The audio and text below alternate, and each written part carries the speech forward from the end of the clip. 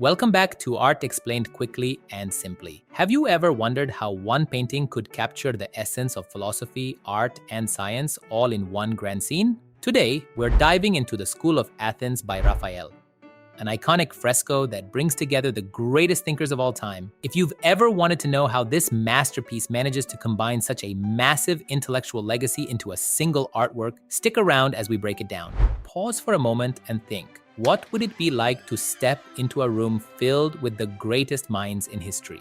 The School of Athens does just that, placing figures like Plato, Aristotle, and Pythagoras in one vast and breathtaking composition. But what makes this fresco even more intriguing is how it reflects not only the Renaissance spirit of learning, but also Raphael's mastery of composition and symbolism. Painted between 1509 and 1511, the School of Athens is one of the four main frescoes in the Vatican's Stanza della Segnatura, a room that was intended to celebrate human knowledge and the unity of the intellectual and spiritual realms. While other frescoes in the room focus on theology, law, and poetry, the School of Athens is dedicated to philosophy, presenting a gathering of ancient scholars and philosophers, each deeply engaged in discussion or study. Look closely at the central figures. In the middle of the painting, you'll find two towering figures, Plato on the left and Aristotle on the right. Plato is depicted pointing upwards, symbolizing his focus on the abstract,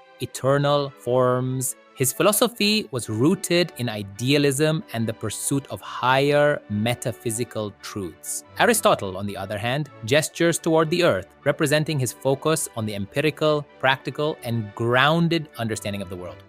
This simple yet powerful contrast between their gestures encapsulates two of the most influential strands of Western philosophy: idealism versus empiricism.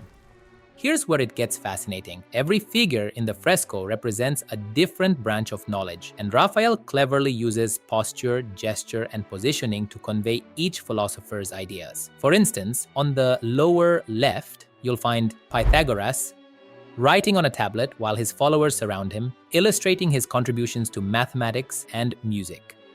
To the right, Euclid is bending down, demonstrating a geometric proof with a compass, symbolizing the rigor of geometry. Raphael not only showcases each philosopher, but also how their intellectual pursuits shaped different fields of human thought. Ask yourself, why do these figures painted over 500 years ago feel so lifelike and present? Raphael's genius lies in his ability to combine perfect classical proportions with Renaissance realism, making these long-gone thinkers feel as if they are actively debating and conversing right before our eyes. Let's talk about the composition. Raphael's use of perspective is masterful. The central vanishing point of the fresco leads directly to the two central figures, Plato and Aristotle, drawing the viewer's attention to them immediately. The architectural setting, inspired by classical Roman design, creates a sense of order and balance. The arches and coffered ceilings give the painting depth and grandeur, while the open sky at the top hints at the limitless potential of human thought. Here's another fascinating detail. Raphael included portraits of his contemporaries in the guise of ancient philosophers. For example, Plato's face is modeled after Leonardo da Vinci, and Euclid is thought to resemble the famous architect Bramante. Raphael even included a self-portrait in the far right corner, gazing directly at the viewer as if inviting us into the scene. This blending of past and present highlights the Renaissance belief in continuity between the classical world and their own time. The idea that the rediscovery of ancient knowledge was fueling their own intellectual and artistic revolutions. Think about this. How does Raphael's decision to include these Renaissance figures change the way we think about the relationship between past and present? By blending the identities of historical philosophers with his contemporaries, Raphael suggests that knowledge is not static.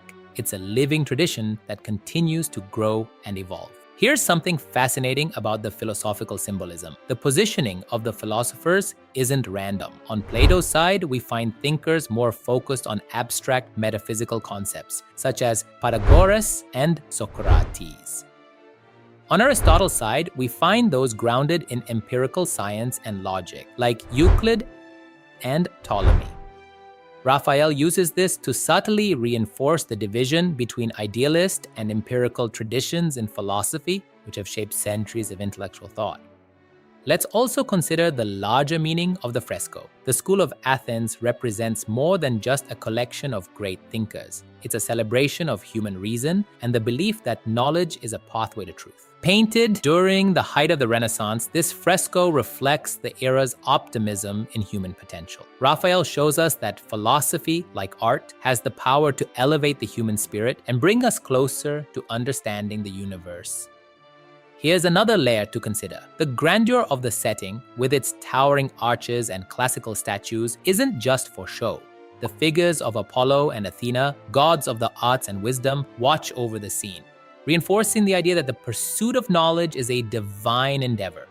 Raphael weaves together the sacred and the intellectual, suggesting that the search for truth in philosophy is just as important as the search for divine understanding in religion. Try this. Next time you look at a historical painting, think about how the artist organizes figures and uses symbolism to convey deeper meanings. What ideas are hidden in the gestures, expressions, or settings? In short, the School of Athens by Raphael is more than just a gathering of ancient philosophers. It's a grand visual metaphor for the harmony between different branches of knowledge and a testament to the Renaissance belief in the power of reason. With its perfect blend of classical form, rich symbolism, and philosophical depth, this fresco continues to inspire viewers as a timeless celebration of human thought and creativity. If you'd like to understand and know more about art, follow this channel. And before you go, let us know in the comments which artwork you'd like to see explained next. Let's keep exploring the fascinating world of art together.